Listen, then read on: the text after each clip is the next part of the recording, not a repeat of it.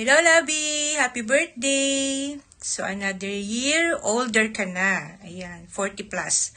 Huwag na natin itanong kung ilan yung plus. Basta. Anyway, hindi naman halata kasi pogi pa din yan. O, diba? Bakya naman. So, ilang taon na ba na nag-celebrate ka ng birthday na hindi tayo magkasama? Parang ilang taon na din, di ba? Naalala ko nung time na lagi tayo magkasama, nandiyan pa tayo sa Riyadh. Sineselebrate talaga natin yung birthday mo kahit na pansit lang yung handa natin or kahit ano, basta nag-off ako niyan, tapos off ka din, tapos kakainan tayo.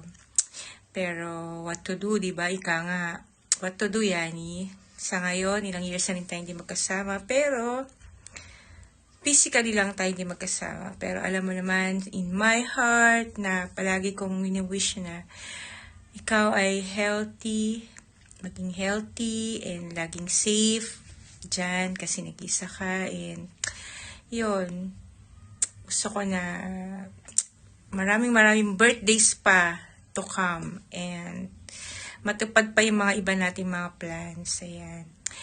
And alam mo na mahal kita at miss na kita. Wag na lang tayo mag-drama. Anyway, I love you, I miss you, Lovey. Happy birthday at yun. Wish ko talaga all the best sa'yo. And sana maging happy ka. And salamat po pala sa team diversity. Ayan, sa paggawa ng video na to para sa aking asawa. Ayan, salamat po sa inyong lahat sa support sa aming YT channel, ang ANT Farm Vlogs. Thank you so much. Ayan.